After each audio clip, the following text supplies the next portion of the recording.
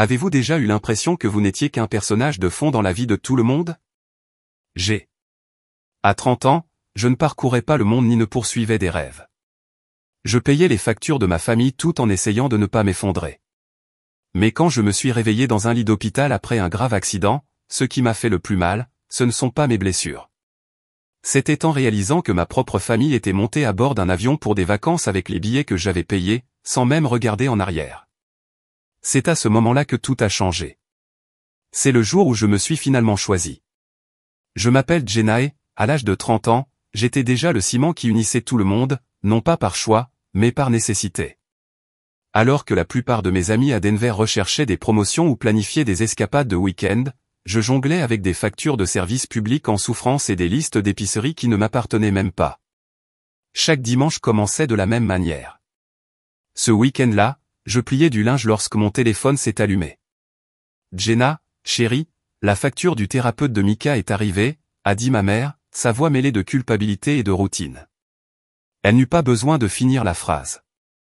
Je savais déjà ce qui allait suivre. Je me suis pincé l'arête du nez et j'ai ouvert mon application bancaire. Combien cette fois, maman? C'était notre danse, elle m'appelait, je payais, et personne ne parlait du ressentiment grandissant qui pesait sur ma poitrine comme un rocher.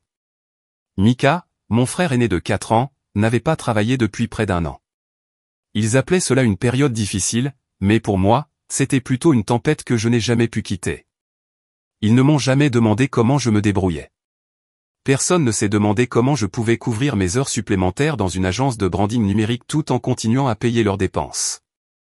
J'avais arrêté de me poser cette question aussi. Les gens pensent que la responsabilité rend fort, mais quand on l'accumule sans choix, cela ne ressemble pas à de la force. C'est comme se noyer dans le silence, agiter la main sous la surface, en espérant que quelqu'un remarque enfin que vous en avez assez de nager seul. Mon frère Mika a 4 ans de plus que moi et, d'après mes parents, il traverse une période difficile. C'est ainsi qu'ils expliquent tout, comme une douce brise, au lieu de la tornade qu'elle est réellement. Mais la vérité? Mika n'a pas seulement trébuché, il a implosé. Cela a commencé l'automne dernier lorsqu'il a été écarté du poste de directeur régional de son entreprise ici à Denver.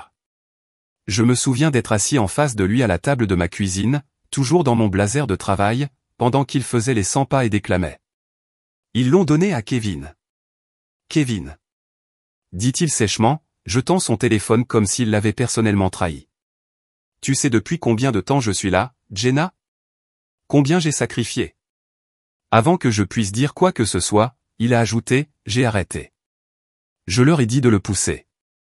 Je l'ai regardé, abasourdi pas parce qu'il était en colère. C'était normal. Mais parce qu'il est reparti sans rien de prévu. Il a brûlé le pont si vite que les cendres flottaient encore lorsque j'ai reçu son prochain appel.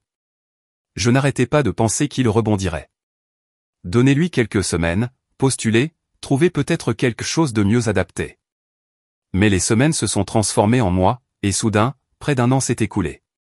Selon mes parents, il était simplement sélectif. D'après mon compte bancaire, il me vidait la vie.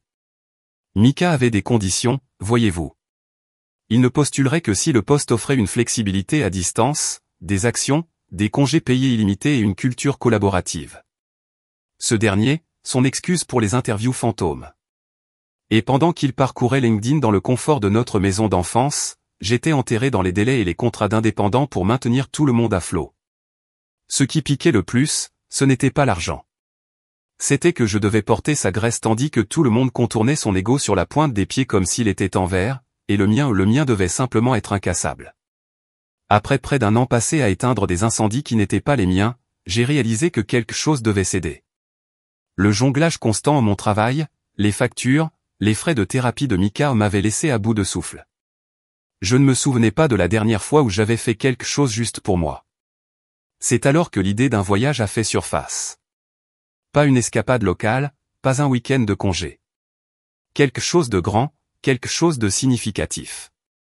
J'avais toujours rêvé de visiter Rome. Il figurait tranquillement sur une liste que j'avais dressée à l'université, griffonnée dans le coin d'un cahier à côté de « Apprendre à faire des pâtes fraîches ».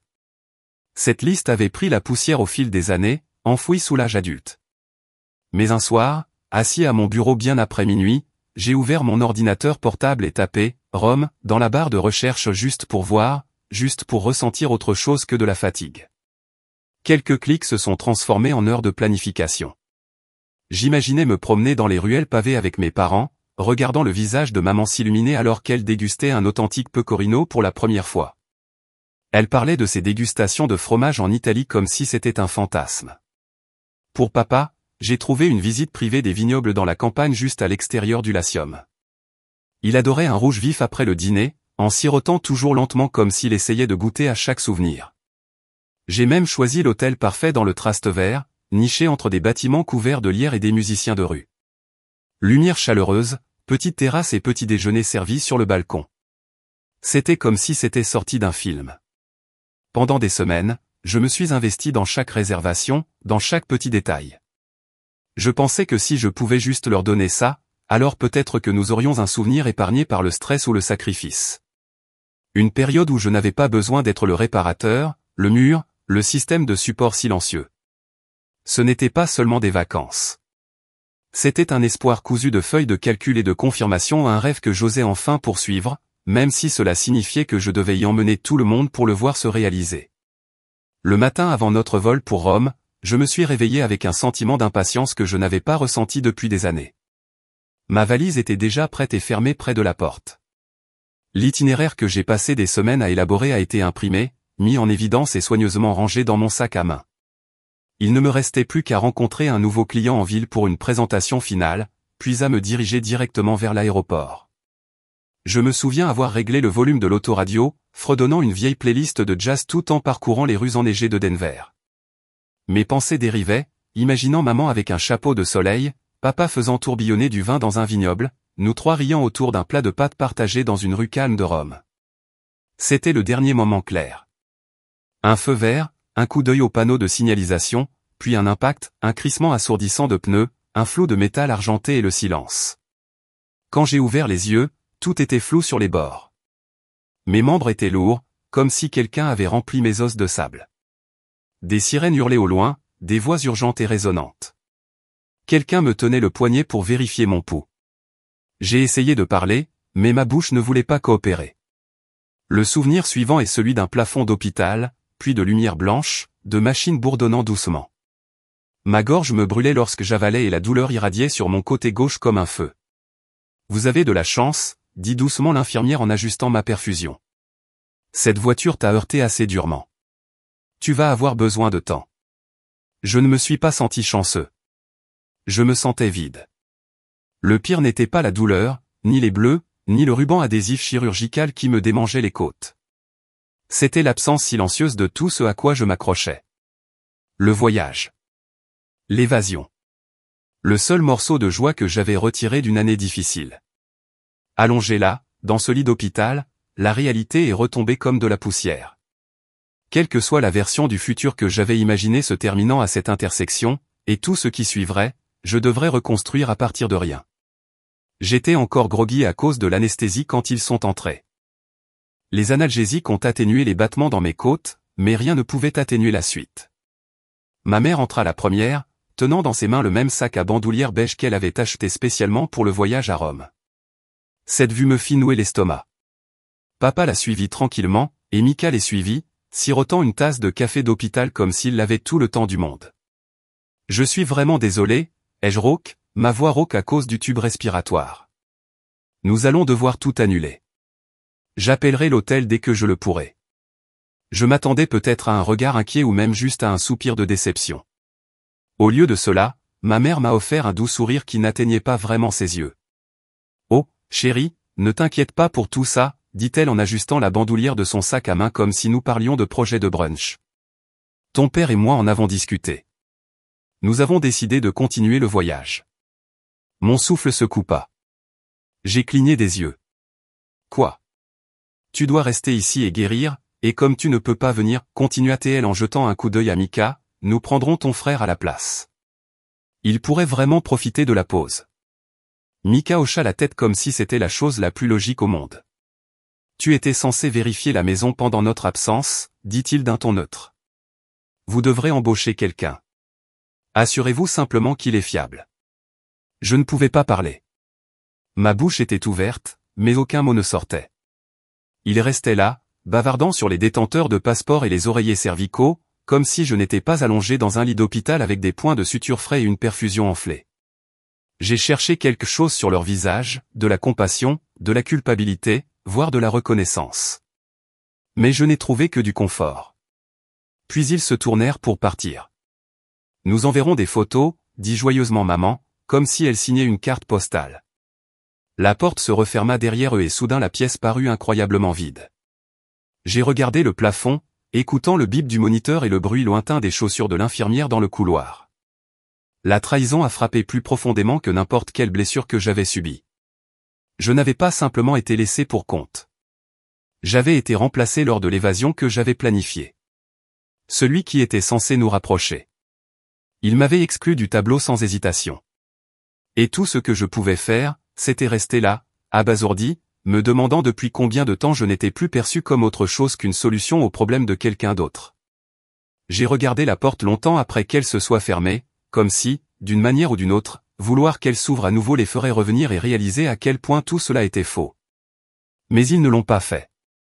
Ils étaient déjà partis, roulant littéralement leurs valises dans le couloir de l'hôpital en route pour prendre un vol que j'avais réservé. J'ai tourné lentement la tête et j'ai atteint le bouton d'appel de l'infirmière. Quand elle est arrivée, j'ai demandé à voix basse, « Pourriez-vous s'il vous plaît récupérer mon téléphone ? Il devrait être avec mes affaires. » Quelques minutes plus tard, elle m'a remis une trousse d'hôpital transparente. Je l'ai fouillée en serrant la main, trouvant mon téléphone au fond, heureusement toujours intact. Je l'ai allumé. C'était une photo de nous trois prise lors de Thanksgiving dernier. Je n'ai même pas hésité. Je l'ai supprimé et défini l'arrière-plan sur un bleu ciel vierge. Ensuite, j'ai ouvert mon email. Le dossier RAM triple était toujours là. Chaque ligne d'objet était un autre rappel, confirmation d'hôtel, itinéraire de visite des vignobles, réservation du meilleur cruise de tous les temps. Mon pouce planait sur le premier. Si je n'étais rien de plus que leur coordinateur de voyage, alors très bien. Je terminerai le travail que j'ai commencé. Avec l'hôtel, quelques clics, un court email et le séjour de 3 nuits dans le boutique hôtel couvert de lierre était terminé.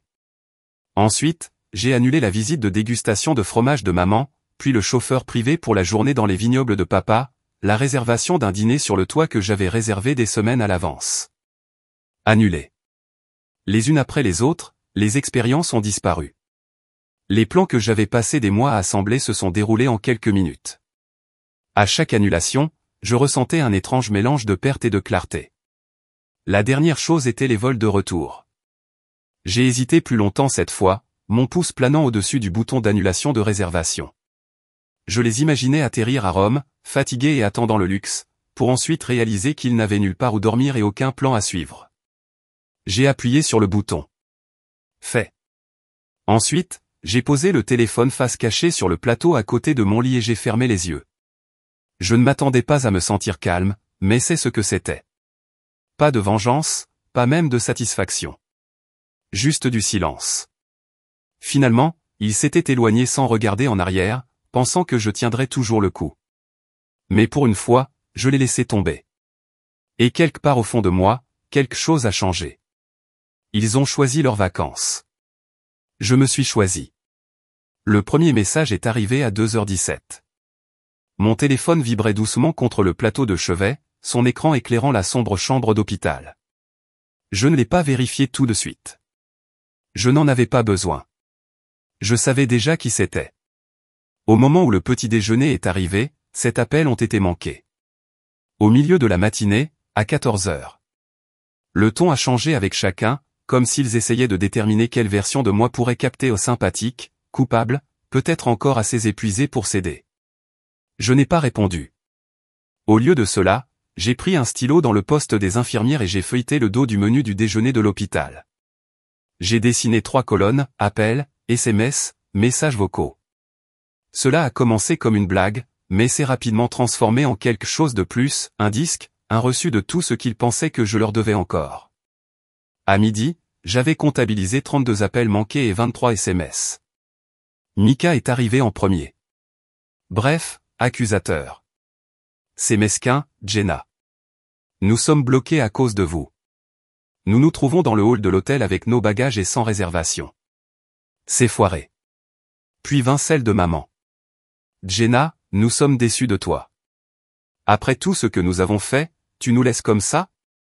Est-ce ce que la famille signifie pour vous maintenant?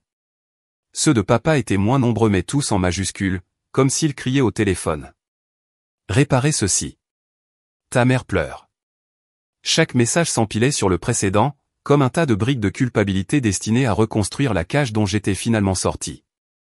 Je n'ai pas répondu. Je n'ai même pas bronché. J'ai juste continué à ajouter au décompte. Au moment où mon infirmière est venue pour les tournées du soir, ma liste avait dépassé le bord du menu. Elle y jeta un coup d'œil, puis à moi. C'est ta liste de choses à faire? Quelque chose comme ça, dis-je en le glissant sous mon plateau. Lorsque les messages vocaux ont atteint 19, la curiosité a pris le dessus sur moi. J'en ai joué un. C'était encore Mika, la voix tendue par la frustration. J'espère que tu es heureux. Nous avons marché toute la journée pour essayer de trouver un endroit convenable où séjourner. Maman est épuisée. Papa est énervé. Tu nous as sérieusement laissés ici sans rien? Vraiment classe. Je l'ai supprimé. Il ne me demandait pas si j'allais bien, pas une seule fois. Pas même un simple comment te sens-tu?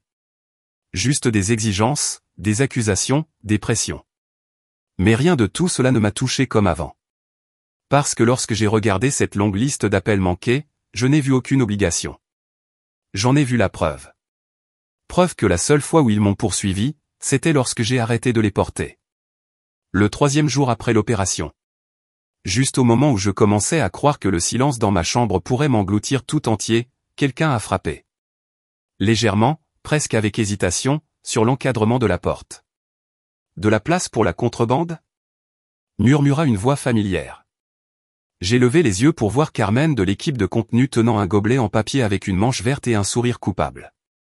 Derrière elle se tenait Léo du web design, tenant une boîte de pâtisserie comme s'il s'agissait d'une offrande de paix. Vous ne pensiez pas que nous vous laisserions survivre avec de la viande mystérieuse et de la compote de pommes, n'est-ce pas? Ils sont entrés, remplissant l'espace stérile de chaleur et de l'odeur du vrai café. Je n'avais même pas réalisé à quel point j'en avais besoin, pas de caféine, mais du rappel que quelqu'un se souvenait de moi comme de plus qu'un problème à résoudre. Le lendemain, c'était Tasha et Greg de l'Analytics, qui apportaient une pile de magazines à potins et les dernières nouvelles du bureau. Apparemment, quelqu'un a utilisé Comic Sans dans un deck client et a failli provoquer une mutinerie. Puis est arrivée Julia, ma manager, avec un bouquet de tournesol et une promesse. Vous ne prenez pas de retard. Nous nous en occupons. Ils sont venus à un, parfois par deux, sans jamais rester trop longtemps, mais en laissant toujours quelque chose derrière eux, des rires, des collations, un sentiment que je n'ai pas vraiment reconnu au début. Soins. Des soins réels et simples. Ils ne s'enregistraient pas parce qu'ils avaient besoin de quelque chose. Ils ne surveillaient pas ce que je pouvais faire pour eux. Ils étaient juste là parce qu'ils voulaient que je sache que je n'étais pas oublié. Pour la première fois depuis longtemps, je me sentais retenu sans attente. Et quelque part entre le 2e croissant et la 4e blague sarcastique sur la politique de bureau, ça m'a frappé. Peut-être que je n'avais pas tout perdu.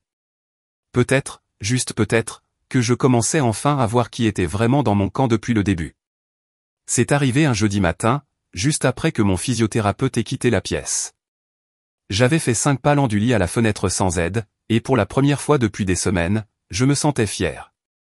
Une sorte de fierté tranquille, le genre que vous tenez près de vous comme un secret. J'étais toujours endolori, toujours cousu, mais debout. Je ne les ai pas entendus venir. Juste le bruit soudain des roues raclant le sol en linoléum, des bagages roulant trop vite dans le couloir. Puis, sans frapper, la porte s'ouvrit à la volée. Ma mère est intervenue la première, les cheveux en désordre, des lunettes de soleil inutilement perchées sur sa tête. Elle portait toujours le même pantalon et la même veste en lin que j'avais choisi pour sa liste de colisage à Rome. « Comment oses-tu » dit-elle, la voix tremblante, non pas de douleur, mais de fureur. Derrière elle venait Mika, traînant sa valise comme un accessoire lors d'un spectacle. Sa mâchoire se serra si fort que je crus que ses dents allaient craquer. Papa se tenait sur le pas de la porte, les bras croisés, son silence plus fort que tout. Je n'ai pas bougé.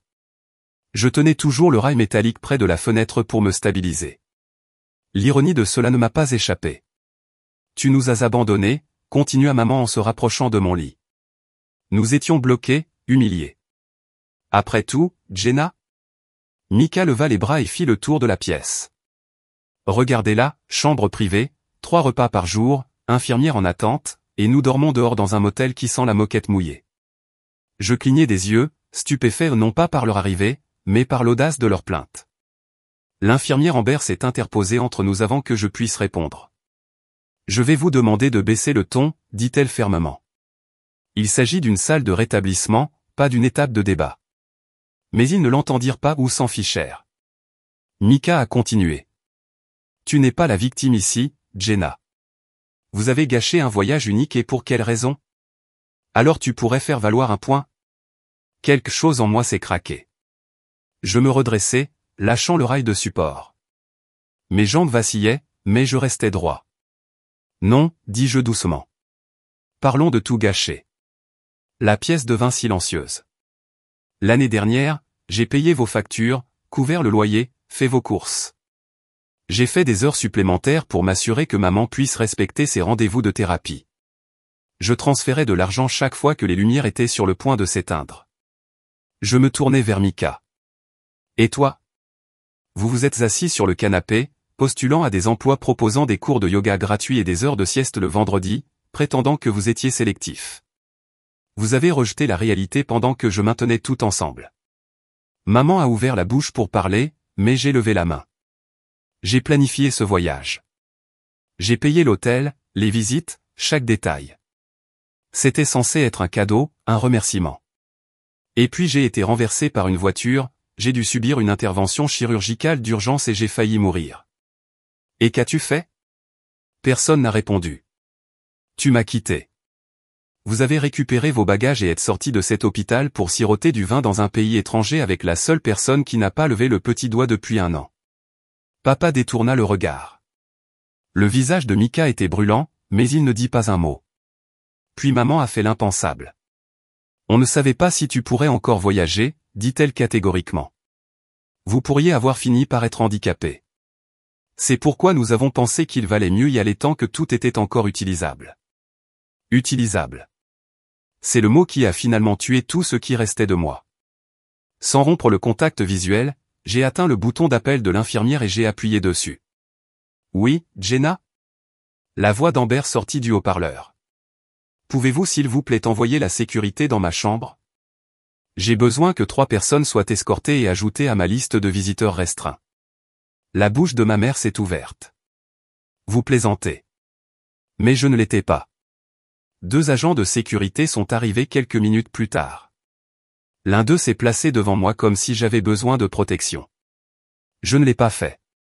Ce patient se remet d'un traumatisme majeur, dit-il fermement. Nous allons devoir vous demander de partir. Alors qu'il sortait, maman a crié quelque chose sur la trahison. Mika marmonna dans sa barbe. Papa n'a rien dit. Leurs voix s'éteignirent à mesure qu'ils avançaient dans le couloir, et pour la première fois depuis des années, leur pouvoir aussi. Je me suis assis sur le lit, tremblant d'adrénaline, mais plus léger que je ne l'avais ressenti depuis très, très longtemps. Pas cassé. Je viens juste de le faire. 3 jours après que la sécurité ait escorté ma famille. La chambre d'hôpital me ressemblait enfin. Fini les messages de colère, les voyages de culpabilité déguisés en numérique. Juste le doux bourdonnement des machines, le remuement occasionnel des chaussures de l'infirmière et le calme rare et non filtré. Je ne l'ai pas fait. J'ai réalisé que j'avais disparu depuis des années. J'ai passé ces jours à guérir, pas seulement mes côtes et mes points de suture, mais aussi quelque chose de plus profond, quelque chose qui avait été meurtri bien avant l'accident. Sans que mon téléphone ne bourdonne constamment, le silence m'enveloppait comme un manteau chaud. Pour une fois, je n'ai pas eu à me préparer à l'impact, aucune grenade émotionnelle n'attendant derrière chaque notification. Mon équipe médicale a dit que je faisais des progrès plus rapides que prévu. La thérapie physique était douloureuse, bien sûr, mais je m'y suis penché. Chaque pouce de progrès me donnait l'impression de récupérer une partie de moi-même. À la fin de la 2e semaine, je pouvais marcher sur de courtes distances sans aide. Je pourrais rire sans grimacer. Je pouvais respirer sans que le poids des attentes de quelqu'un d'autre ne pèse sur ma poitrine. Puis vinrent les papiers de décharge. C'était surréaliste de ranger le peu que j'avais, un livre, un demi-bloc-notes, une paire de pantoufles. Pas de famille pour me déconnecter, pas de retour joyeux à la maison en attendant. Mais alors que je sortais de l'ascenseur et que je me retrouvais sous le soleil du Colorado, je ne me sentais pas abandonné. Je me sentais libre. Quand j'ai ouvert la porte de mon appartement, j'ai presque pleuré. Non pas à cause de ce qui était là, mais à cause de ce qui n'y était pas. Pas de chaos, pas de gâchis, juste la paix. Quelqu'un était là. La vaisselle était faite, les poubelles étaient sorties et il y avait des tulipes fraîches dans un vase sur la table de la cuisine. Un post-it sur le réfrigérateur écrit de la main de Carmen disait « Bienvenue à la maison, j'ai. Nous vous soutenons ». Le frigo était rempli. Il y avait même des pintes de glace étiquetées avec les jours de la semaine. Jeudi, c'était Rocky Road. Je n'ai pas eu de nouvelles de mes parents, pas directement du moins, mais la vigne familiale a repris vie en un mois. Des SMS de cousins, un message vocal de ma tante, des captures d'écran de publications Facebook. Ma mère était devenue publique. Elle avait écrit un texte mélodramatique sur l'éducation d'une fille ingrate qui tournait le dos à sa famille en cas de besoin. Elle l'a joué comme un feuilleton, des parents malades, un frère au chômage, des rêves de vacances abandonnés. Tout était là, sauf la vérité. Ce à quoi elle ne s'attendait pas, ce sont les commentaires. Ma cousine Alice a répondu la première, « Tu as laissé Jenna dans un lit d'hôpital pour siroter du vin à rhum avec Mika, qui n'a pas travaillé depuis plus d'1 an. Ne prétendons pas que vous êtes les victimes ici. » Puis vint Julia, puis Omar, puis Mélissa. Ils ont raconté leur version, comment ils m'avaient vu occuper 2 emplois, comment j'avais soutenu ma famille sans me plaindre, comment ils m'avaient rendu visite à l'hôpital alors que mes propres parents ne le faisaient pas. 3 jours plus tard, le message avait disparu, mais entre-temps, des captures d'écran avaient fait le tour. Le masque avait glissé et il était impossible de le remettre. Je n'ai jamais répondu à aucun de leurs nouveaux messages. Je n'ai pas répondu aux fleurs qu'ils m'ont envoyées, ni aux textes empreints de culpabilité, ni aux courriels écrits comme des excuses mais trempés de manipulation. Au lieu de cela, je me suis concentré sur la récupération. Mes jambes sont devenues plus stables, mon dos a cessé de me faire mal lorsque je restais debout trop longtemps. J'ai commencé à travailler à temps partiel à domicile, puis je suis progressivement retourné au bureau. Le jour où je suis entré sans ma canne a été le jour où tout m'a semblé réel. Mes collègues attendaient. Une banderole géante sur mon bureau disait « Bienvenue, Madame la patronne ». Il y avait du gâteau, des rires et le sentiment que j'avais manqué, non pas à cause de ce que je pouvais faire pour eux, mais à cause de qui j'étais. Cette nuit-là, je me suis assis sur le canapé, une fourchette dans une main et des restes de gâteau dans l'autre, parcourant les sites web de voyage. Sur un coup de tête, j'ai tapé à nouveau « Rome ». Même hôtel de charme, même visite des fromages, même excursion d'une journée dans les vignobles. Seulement cette fois, j'ai choisi une salle, un siège, un nom, le mien. L'email de confirmation est arrivé dans ma boîte de réception 1 minute plus tard. Pas de fanfare, pas de célébration, juste une notification discrète que quelque chose que j'avais autrefois donné n'appartenait plus qu'à moi. Alors que le soleil se couchait au-delà de l'horizon de Denver, j'ai fermé mon ordinateur portable et laissé le calme s'installer. J'avais passé des années à attacher ma valeur au fait d'être fiable, d'être utile, d'être la personne qui faisait tout fonctionner. Mais maintenant, j'apprenais à être entière rien que pour moi. Pas brisé, pas amer, ça commence juste. Je pensais que le silence signifiait qu'ils avaient finalement laissé tomber. Mais rien ne reste longtemps enfoui dans ma famille, pas quand il y a un public. Tout a commencé par un appel téléphonique de ma cousine Ila. Je l'ai laissé aller à la messagerie vocale, mais son message est arrivé quelques secondes plus tard, et « As-tu vu la publication Facebook de Tante Na ?» Je ne l'avais pas fait. Je n'avais même plus ces notifications activées, mais la curiosité a fini par l'emporter. Quand je me suis connecté, c'était là, 4 paragraphes de drames épinglés en haut de sa page. Parfois, en tant que parents, nous faisons tout ce que nous pouvons pour nos enfants et pourtant ils se détournent. Mon cœur est brisé. Notre famille a connu des difficultés l'année dernière et, dans nos moments difficiles, notre fille a choisi le silence plutôt que le soutien. Nous sommes blessés. Nous sommes en deuil. Et nous prions pour qu'elle retrouve le chemin du retour, vers nous. Le message a déjà reçu plus de 70 commentaires. Les gens qui ne connaissaient pas toute l'histoire ont fait part de leur sympathie. Je suis vraiment désolé, Naomi. Les enfants de nos jours n'ont aucune loyauté. Ils envoient de l'amour et de la force. J'espère qu'elle reviendra. La famille est tout. J'ai fait défiler la page, m'attendant à moitié à la même chose, jusqu'à ce que je voie le nom de ma cousine Elisa apparaître. Son commentaire était court, mais il faisait l'effet d'une allumette sur un pinceau sec. Vous avez laissé Jenna seule dans un lit d'hôpital après son accident et vous avez emmené Mika à Rome à la place. Ce n'est pas un chagrin, c'est un abandon. Puis vinrent Lucas de Chicago et Donna de Boston. Une à une, les personnes qui savaient ce qui s'était passé ont ajouté leur voix. Ils ont dit la vérité, comment j'ai soutenu mes parents pendant un an, comment j'ai couvert la thérapie de Mika, comment j'ai payé le voyage qu'ils ont fait sans moi. Naomi n'a pas répondu, mais le message a disparu en quelques heures, pas avant que des captures d'écran ne parviennent au groupe de discussion de la famille élargie. Je n'ai rien dit. Je n'en avais pas besoin. Les gens qui comptaient le savaient déjà, et ceux qui ne le savaient pas, je ne me sentais plus responsable de les éduquer. Pour la première fois de ma vie, je laisse la vérité parler d'elle-même. Aucune explication, aucune justification, juste le silence. Et d'une manière ou d'une autre, ce silence avait plus de poids que tous les mots qu'ils m'avaient jamais lancés. Laissez-les raconter leurs histoires. Je vivais enfin le mien. 4 mois plus tard, je suis descendu de l'avion à l'aéroport Léonard de Vinci avec rien d'autre qu'un bagage à main, un sac à bandoulière et un cœur enfin léger. Rome sentait l'espresso et le possible. Le soleil commençait tout juste à se lever, projetant de l'or doux sur les pavés à l'extérieur du terminal. C'était surréaliste de marcher seul dans une ville que j'imaginais autrefois visiter avec mes parents, et qui me la réapproprie désormais entièrement. Un chauffeur tenait une pancarte avec mon nom dessus, Miss Jenna Walsh. J'ai souri en m'approchant de lui. Personne ne m'avait jamais appelé Miss, en dehors d'un projet de loi ou d'un avis de justice, mais ici, cela sonnait comme une liberté. Mon hôtel était tout ce dont je me souvenais de l'annonce, petit, niché entre 2 galeries d'art au volet fermé du traste vert, avec du lierre rampant sur les murs et une terrasse qui donnait sur la rue étroite en contrebas. La pièce était lumineuse, les draps impeccables et la table du balcon étaient déjà dressés pour une personne.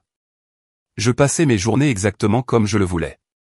J'ai fait la tournée des fromages que maman avait demandé un jour, savourant chaque échantillon sans prétendre apprécier ses favoris. Je me suis promené dans le vignoble que mon père n'avait jamais vu, sirotant des rouges audacieux en silence sans avoir à expliquer mes pensées. J'ai exploré les ruelles seul. Je me suis perdu exprès. Je n'ai pas posté de photos. Je n'ai pas marqué mon emplacement. Ce n'était pour personne d'autre. Le 3e soir, je me suis assis à une petite terrasse de café, un bol de carbonara devant moi et un verre de Montiano à la main. Je regardais les gens passer, rire, flâner, vivre. J'ai sorti mon téléphone, ouvert la galerie de photos et supprimé la dernière photo restante de ma famille. Puis j'en ai pris une nouvelle, la vue depuis mon siège, les pattes intactes, les lumières tamisées suspendues au-dessus. Un début. Plus tard dans la nuit, j'ai ouvert mon ordinateur portable juste pour consulter le calendrier. Je n'étais pas encore prêt à rentrer chez moi, alors j'ai réservé 2 jours supplémentaires. Pas d'itinéraire cette fois, juste de l'espace. Il s'avère que la paix ne s'annonce pas toujours d'elle-même. Parfois, cela se traduit par des décisions discrètes, réserver un seul siège, terminer un repas en solo, marcher seul dans une ville étrangère et se sentir non pas seul mais rassasié. Pour la première fois de ma vie, je n'échappais à rien. Je vivais juste, et c'était plus que suffisant.